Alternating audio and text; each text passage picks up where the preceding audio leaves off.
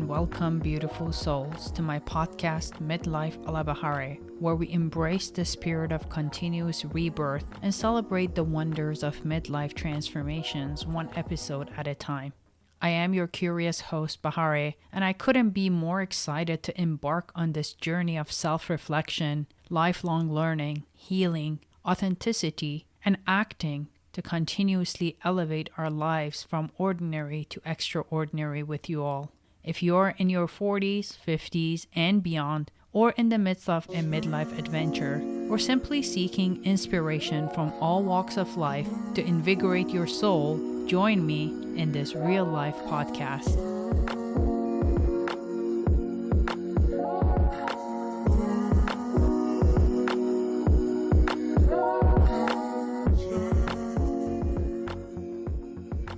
No matter where you are in life and what your state of mind may be, dare to fall in love and let yourself be loved.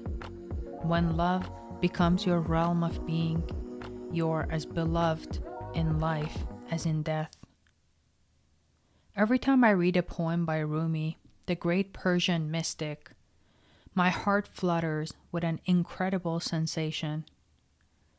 His verses are filled with the much-needed wisdom I crave in midlife. His poetry serves as a testament of the enduring power of love and the beauty of the soul's journey. Rumi has become the guiding light for many souls, including myself, who are seeking solace and inspiration in the depths of their own existence. This Rumi poem is a powerful reminder that no matter where we find ourselves in life, we should never shy away from love. It encourages us to open our hearts, to embrace love, and to allow ourselves to be loved in return. Rumi emphasizes that when we let love become an integral part of our existence, we become cherished and valued, not only in the realm of the living, but also in the afterlife. This poem speaks to the transformative and enduring nature of love, highlighting its ability to bring profound meaning and significance to our midlives, both in this world and beyond. You may wonder, what type of love is Rumi referring to? Rumi teachings often emphasize the significance of self-love by urging us to embrace love as an essential part of our being. He encourages us to cultivate a deep and genuine affection for ourselves. His message echoes the idea that love in its purest form starts from within, radiating outward to encompass our relationships with others and the world around us. Self-love in midlife is a profound acknowledgement of our worth and an embrace of our inherent value. It is about recognizing the significance of our life experiences and cherishing the journey that has shaped us into who we are today. Amidst the changes and challenges that midlife brings, self-love becomes a guiding light, illuminating the path of acceptance and appreciation for ourselves. It is a constant reminder that our journey is unique and worthy of celebration, nurturing a sense of compassion and understanding for our own needs and desires. In midlife, self-love is the foundation upon which we build resilience, allowing us to navigate the complexities of this transformative phase with grace and compassion. I embarked on a journey of self-discovery through mindfulness practices in my 20s when I pursued my Reiki certification. I'll do an episode on Reiki, but just to set the context here, Reiki is a gentle, nurturing practice that taps into the profound energy of the universe to promote holistic healing and inner harmony. Through the power of touch and intention, Reiki fosters a deep sense of relaxation, emotional balance, and spiritual renewal. It is like a warm embrace of the soul, gently guiding individuals on a journey towards self-discovery and well-being. Somehow, life got in the way, and I lost touch with my practice. However, with Reiki, once initiated, the attunement remains forever. Reiki attunement is a deeply personal and transformative experience that resonates within the core of one's being. It is a connection that, once established, tends to remain a vital part of the individual's spiritual journey. It was in my early 40s that I reignited my Reiki practice, just for myself, embraced hot yoga, meditation, and self-reflection. These mindfulness practices helped me let go of the past insecurities and cultivate a deeper sense of self-compassion, allowing me to navigate my personal and professional life with a newfound confidence and inner peace. As we speak, I try to keep my heart open, allowing life experiences to pass through me instead of blocking me from living in the moment. I'm not going to lie, as many of these experiences were quite painful. But one thing that I learned in my energy healing journey was that the pain has to surface before it can release. Is my heart cracked open? Not yet, but I'm on the right path and hopeful. After all, the very fact that I'm going through the process of releasing and loving myself means that I'm doing great. And if you're on the same path, you're also doing great. Now let me share a few real-life examples of some people who I know have discovered self-love during their midlife. I've changed the names to respect the privacy of individuals, but the experiences remain. Linda, a vibrant woman in her 60s, found herself at a crossroad in midlife. Years of tending to the needs of her family and career had left her feeling disconnected from her own desires. Through introspection and the support of a close-knit group of friends, Linda began to rekindle her passion for painting. This creative outlet became her sanctuary, allowing her to express her innermost thoughts and emotions. As she delved deeper into her art, she discovered a profound sense of self-acceptance and love, realizing that nurturing her own creativity was an act of self-love in itself. She gifted one of her paintings to me last year when I was shopping for crystals at a local shop. At the back of the signed painting, she told me, "I am special and I should love myself." Similarly, David, a dedicated father in his early 50s, had spent much of his life prioritizing the well-being of his children and spouse. Yet, as his children left the nest and he approached retirement, he found himself grappling with the sense of purposelessness. Encouraged by a newfound interest in meditation, David began to explore mindfulness and self-reflection. Through this practice, he learned to embrace his own needs and desires, understanding that taking time for self-care wasn't selfish, but rather essential for his overall well-being.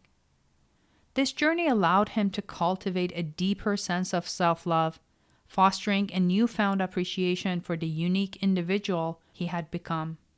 These individual stories highlight the transformative power of self-love during midlife, illustrating how embracing one's passions, self-care practices, and personal growth can lead to a profound sense of self-love, emotional well-being, and a deeper connection to one's authentic self. Now, let's face it, love isn't merely an accomplishment, it's a way of existence. It is about actively nurturing and embodying love, rather than expecting it as a prize.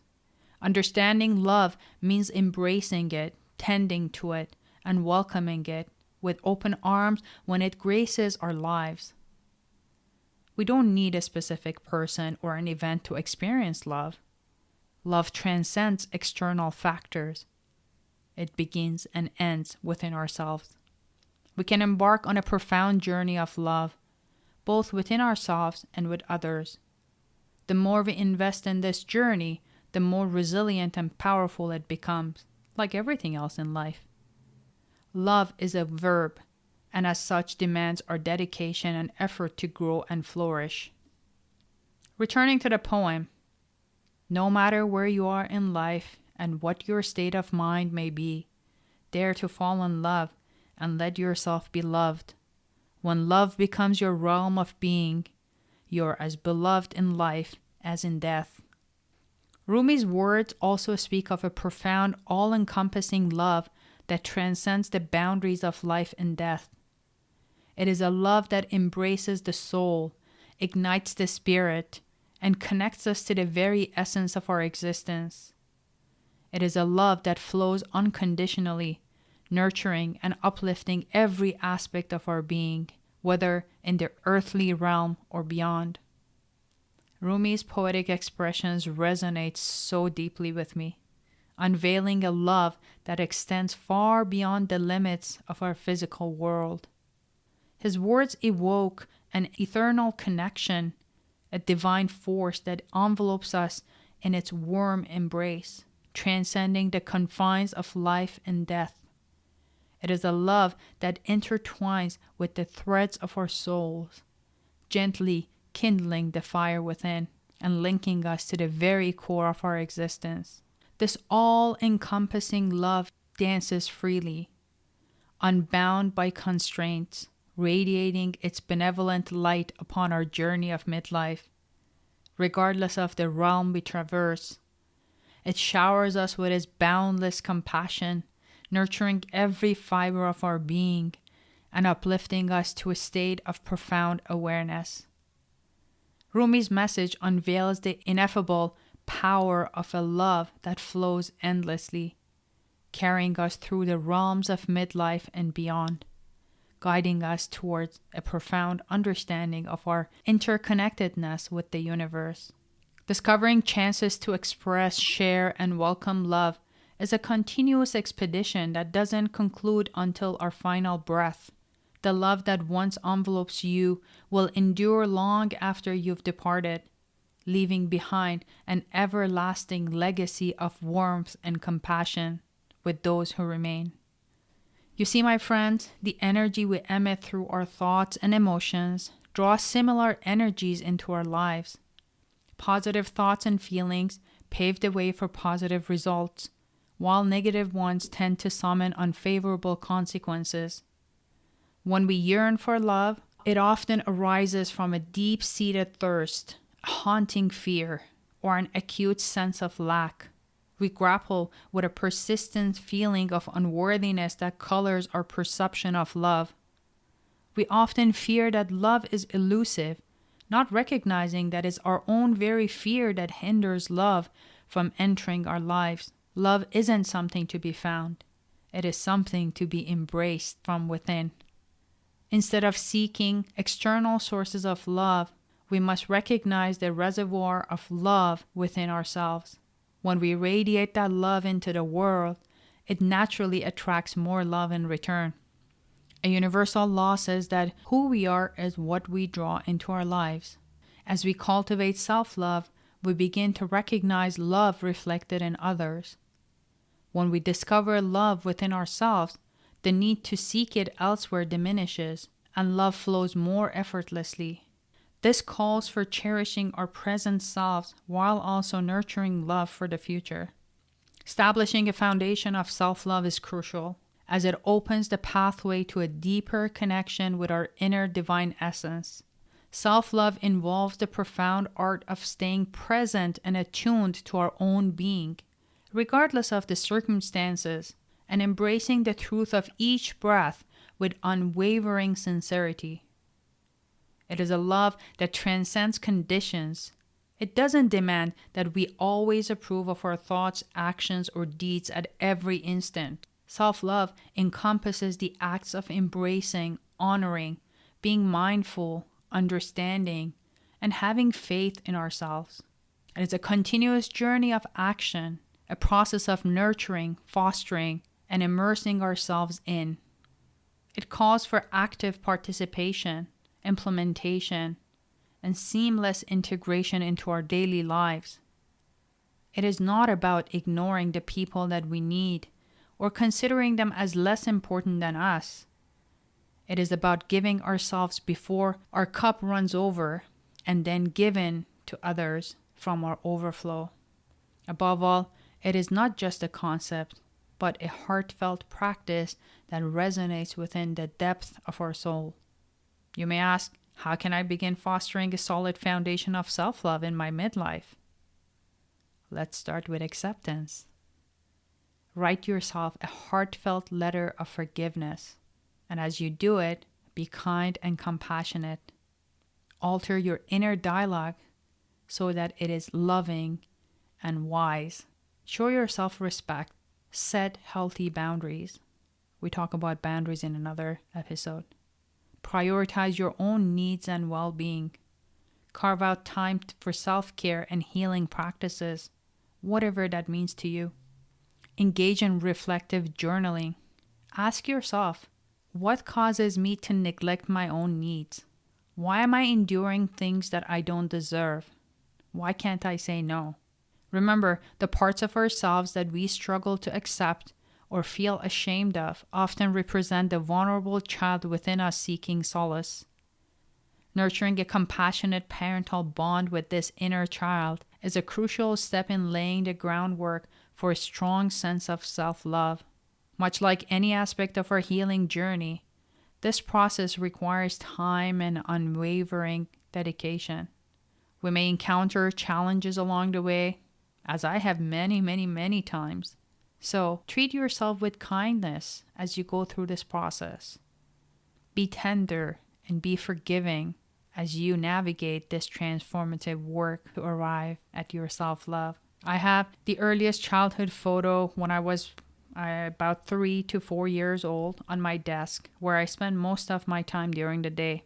Every time I lift my head, I look into her eyes and tell her how much I value her, that she's safe with me, that she has a voice and my undivided attention whenever she needs it, that I embrace her, that I trust her, and that I love her unconditionally. Rather than dwelling on potential challenges ahead in midlife, let's embrace the vision of an extraordinary future we can passionately fall in love with. And to get there, we must begin by loving ourselves. Until we meet again, peace out.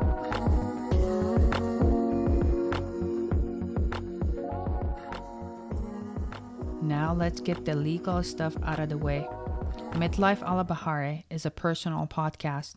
All content is provided strictly for general information, education, and entertainment purposes. Any views or opinions represented in this podcast are personal and do not represent those of people, institutions, or organizations that the owner may or may not be associated with professionally or personally, unless explicitly stated.